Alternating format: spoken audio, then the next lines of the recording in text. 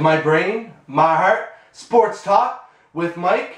I've been sick for the last 2 days. My voice was barely there, wasn't feeling good, so I'm sorry if you guys missed my episodes. I mean, I understand they are very spectacular, very entertaining, and probably the best on the internet, if not the entire world, TV included. So enough of my bullshit. 2 things today. One, small rant, because I'm a bit pissed about something. And 2, the Maple Leafs made the playoffs, so I'm going to let you know how far I think they're going to go and break down their team and what they need to do to continue playoff success. My rant, it's about people whose minds are closed on the idea of sports, where they think an outcome is more likely based on statistics, numbers, past, things of that sort, where for myself, I look at what's in front of me, the possibility of things happening, such as injuries or free agent signings, and an asset that they have already, say, on the field or on the ice or in their minor league system, as well as my gut. Now, predictions are the hardest thing to do, because if you're going to predict a game where there's one team and another team, you have a 50-50 chance of winning. Now, other people, whereas, just for example, the Houston Astros, even though they have a 1 in 30 chance of winning the World Series, because there's 30 teams, will they actually win it because their team isn't extremely amazing? It's not likely, but it's possible. And because there's a possibility, I believe that they do have a 1 in 30 chance of winning the World Series. I'll remind you, I think it was 2005, they were in the World Series against the Chicago White Sox. There's teams that continuously just surprise you. They win a championship, or they get pretty far, and you didn't expect it. It's because chips fell into place. Things happened that were unexpected. I look at the unexpected. I don't know what's going to happen, but I look at it as there's a possibility this team might win. I love predictions because no one is 100% right. Am I right all the time? No. I thought Alex Ovechkin was going to... I didn't think he was going to suck the entire year, but I didn't expect him to produce as he just has done in the last month. But at least I give my honest opinion at the moment, while others, they go the safe route, and I hate that. Where I think that the Chicago Cubs can win a World Series within 10 years. Yes, because they have amazing assets. They have a great field. They just need a couple more pieces, 1 or 2 in the starting rotation, and they need to rebuff their bullpen. While others, they don't think it's a possibility. But it is, and it's really, it's a true fact. It's a true statement that they can win it. Seriously though, is it possible? Yes. Is it likely? Yes. I mean, San Francisco Giants, they won 2 World Series in 3 years. While 3 seasons in a row, they had top 10 picks. Like, come on. So, and that's what I really dislike. You need to have an open mind. If you have a strong, valid point, you can persuade me to change my thoughts and my beliefs to yours. That's an open mind where I believe it's definitely a possibility I could be wrong. Whereas other people, they don't think that they can be wrong. They, like, even if they're very confident in what they say, like, it can be wrong. But most people don't believe it. Am I wrong all the time? No. Am I right all the time? No. But others, they don't feel the exact same way as I do. And rant. I hope I don't do that ever again. I hope I don't have these crazy rants. Anyway, so the Maple Leafs, they're in the playoffs. They secured a playoff spot last night with a 4-1 victory over the Ottawa Senators. I'm going to give you my breakdown of the team, what this team needs to do to win a Stanley Cup in this season. So, I mean, the Maple Leafs, they've had a rough go at it, mostly because of goaltending and solid, and not a lot of good defense. Brian Burke, he was in a rebuild mode, and exactly, it was rebuild mode. Usually it takes 2 to 5 years. It took a bit longer. But the team that's on this ice right now is a team put together by Brian Burke, not Dave Nonis. So really, what makes them a playoff team? I'm going to kick it off with their forwards. I'm going to start from the bottom. They have Mike Brown and Colton Orr, then Fraser McLaren and Colton Orr. I actually don't like the concept of having two fighters, two enforcers on the ice, McLaren and Colton Orr. But the Toronto Maple Leafs have actually made it work to their advantage. Because Orr and Fraser, they might not contribute a lot offensively. They do make plays happen, and they wear down the opposing teams. Fights, checking, just hard forechecking. I like it. So, they did. In Colorado, Patrick Bordelot and Cody McLeod, it doesn't work for them. That's something that I hate about the Colorado management. Why have those two enforcers in there? It works for the Toronto Maple Leafs, not for the Colorado. But Maple Leafs, they make it work. Injuries have kind of hurt them for the forwards with Matt Friend and Joffrey Lupul. Joffrey Lupul is the most injured NHL player since at least 2004. He's like the Eric Lindros, except with the major injuries. When he does play, over the last 2 seasons, he's actually done pretty good for the Maple Leafs. Before that, he was an average NHL player. For the Leafs, though, he does well. He needs to stay healthy. Matt Friend, he actually reminds me of Steve Thomas. The feistiness and all. He doesn't get caught most of it. It's not bad. It's just, he's a hard-working forward for the Leafs. They need him in the lineup.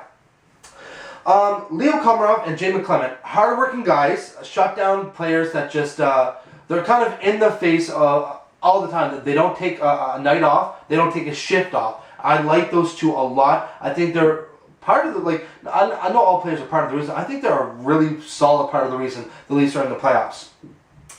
Nikolai Kulemin, Mikhail Grabowski, and Clark MacArthur. Those 3 forwards have underachieved for the Maple Leafs, no matter what people say.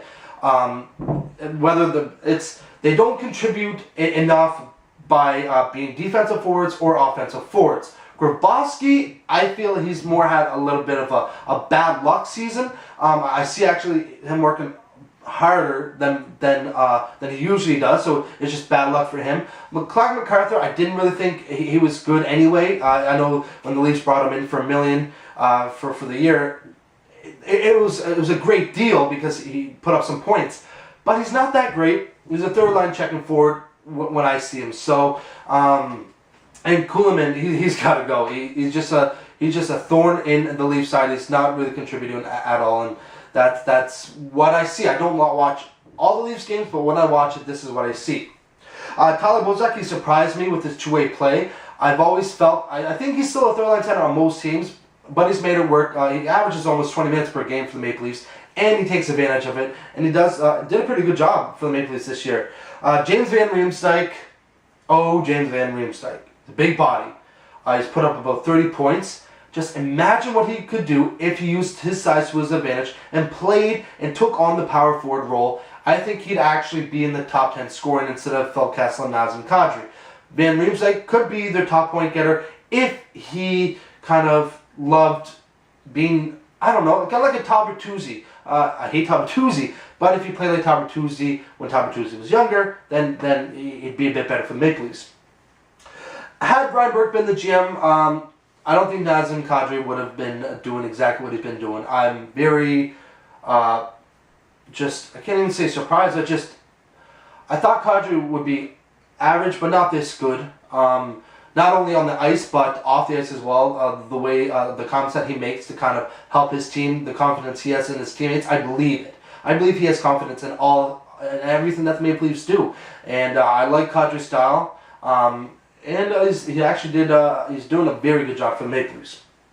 And Phil Kessel, he's known for his fast starts. This year, however, he decided to go slow and kick it up. He's top 10 for scoring. He's just, it's just like where he was having bad luck, they weren't going in, now they're going in for him. A lot of things are just going right, and that's what I love about sports, is that you can have, it can be a bad drought, like 2 months of a bad drought, but you're doing it, you might be pressing a bit harder, but it's just a lot of bad luck. Whereas you can just have great luck and in 20 games score 40 points because of great luck. Now, from the forwards, the Maple Leafs need strong checking, great pressure in the neutral zone, and take advantage of the opposing team's mistakes. Without those 3 things, Maple Leafs cannot really, they won't find success if they don't do that. For defense, they have to draw penalties instead of taking penalties. They haven't taken a shitload of penalties, but they need to draw more than they take. The addition of Ronald Byrne was a small move, but for a year ago for Colorado, he actually did a pretty decent job defensively, so he might be helpful for them. He's a great veteran. Mike Koska, Mark Frazier, and Carl Gunnarsson. I like their confidence, but one really needs to start leading the rush. They need to be, they don't need to score points, but they need to create a nice rush to help the forwards pop more goals. Don't expect to see a lot of Jake Gardner, barring any injuries.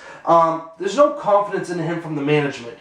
But, he had confidence in himself, but when you hear that, you lose confidence, and it's hard for him to get back. So unless there's an injury, he won't be part of it. Cody Ranson, I actually like what he's done for the Maple Leafs. He will help anchor the blue line, and I'm really digging his defensive play for the Maple Leafs.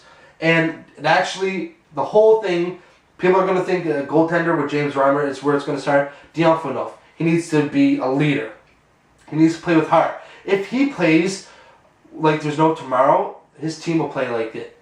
They may not look up to him, but his style of play, his determination will dictate how the Maple Leafs do. That brings me to James Reimer. I don't have a lot of faith in James Reimer, but he is a starting goaltender from what he did this season. He's definitely a starter in the NHL. But he's going to have a bad game or two in the playoffs no matter what. Can you trust Ben Scrivens? No. I don't think he can carry any type of pressure. So it's all going to be on James Reimer. It's going to be his first playoff appearance. And it'll be a tough go for him, but he'll make a great effort. It won't be for lack of effort. It'll just be the other team that they're playing is going to be a bit better. So this is how I think the playoffs are going to really work for the Maple Leafs. Matchups will determine on how far they'll get. If in the first round they play a team like the Boston Bruins, it's an early exit, no doubt about it. Washington Capitals, it might be a hard-fought battle, but I don't think they can get over the Capitals. They need to play the Montreal Canadiens in the first round. They need to build up confidence, swagger. They need to understand the hard work that it takes for the playoffs, because they haven't been in it since 2004. They play Montreal in the first round, they'll make it to the second round. If they make it to the second round, I think they could beat a team like the Washington Capitals. Pittsburgh Penguins, no. The Pittsburgh Penguins will break down the Toronto Maple Leafs defense with their offensive gifts. Even there's a possibility, if they make it to the second round and they play the Boston Bruins, I think the Maple Leafs, for hard work, strength, toughness, can outlast the Boston Bruins and make it to the third round. They need Montreal in the first round. If they don't get Montreal in the first round, the way I see it, I don't see them going in past the first round. If they beat Montreal, it's possible to get to the third round. It's all about kind of just who wants it more. And if they beat Montreal in the first round, if they get Montreal, they can. And it's possible if they play Boston or Washington in the first round, or Winnipeg, if they kick it up a notch. Is it possible? Yes, of course it's possible. Do I think it'll happen? No. And the reason being just, I look at the Maple Leafs and I see something. Definitely they can beat Montreal. For sure they can beat Montreal. But not Boston or Washington in the first round. So, but that's how I feel about the Toronto Maple Leafs and what they'll do in the playoffs. If you agree with anything I have to say, tweet me at sportswithmike. You can email me at sportstalkwithmike@hotmail.com. Yeah, I have no problem with you leaving comments. If you think I'm completely wrong on a forward or defense or what they can bring to the team, or if you think they can beat the Bruins or the Capitals, or just anything, any thoughts, comments, let me know. I'm feeling better, so episodes are back on track.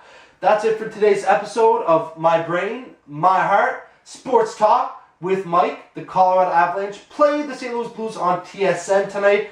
So I'm a bit excited because Florida keeps losing, looking more and more like they'll have the 25% chance to get the first overall pick. And Halifax Mooseheads, they played last night. McKinnon had a hat trick and an assist. Jonathan Drouin had 2 goals and 3 assists. It's looking more and more like the Avalanche might get a pick of one of those 2 players. And last night's showing though, the Mooseheads They cannot be taking these penalties that they were last night. But that's it. I'm done. I'm going to go make some spaghetti and meatballs.